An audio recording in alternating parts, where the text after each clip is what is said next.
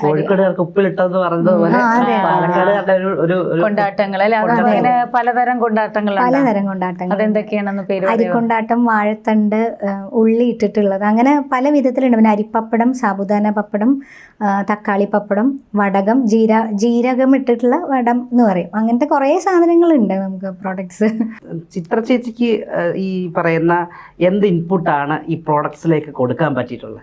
ഞാൻ മെയിനായിട്ട് കഴിക്കുക എന്നുള്ള ഇൻപുട്ട് എല്ലാം. അതെ, ടേസ്റ്റ് ചെയ്യാൻ ഞാനാണ്. അതുപോലെ എല്ലാം നമ്മളിപ്പോൾ ഓരോ പ്രാവശ്യം സ്റ്റോക്ക് എടുക്കുമ്പോഴും നമ്മൾ ആദ്യം ഇപ്പോൾ എവിടെ നിന്ന് എടുക്കണം എന്നൊക്കെ തീരുമാനിക്കണമല്ലോ. അപ്പോൾ ഒരുപാട് സ്ഥലങ്ങളിൽ നിന്ന് അത് എടുത്തുകൊണ്ട് വന്ന് നമ്മൾ ടേസ്റ്റ് ചെയ്ത് നോക്കി അതിൽ നമുക്ക് ഏറ്റവും ഇപ്പോൾ നമ്മുടെ വീട്ടിലുണ്ടാക്കിയിരുന്ന പോലത്തെ അല്ലെങ്കിൽ അങ്ങനെയുള്ള ടേസ്റ്റുകൾ ഏതാണെന്ന് നോക്കി സെലക്ട് ചെയ്ത് പിന്നെ നമ്മൾ ഓരോ പ്രാവശ്യം സ്റ്റോക്ക് എടുക്കുമ്പോഴും നമ്മളത് ഇപ്പോൾ അരിക്കൊണ്ടാട്ടാണെങ്കിൽ അത് വറുത്ത് കഴിച്ച് നോക്കണം. കാരണം അല്ലാതെ നമ്മൾ കഴിച്ചിട്ട് നന്നല്ലാത്തൊരു സാധനം നമുക്ക് ഒരിക്കലും കൊടുക്കാൻ പറ്റില്ലല്ലോ.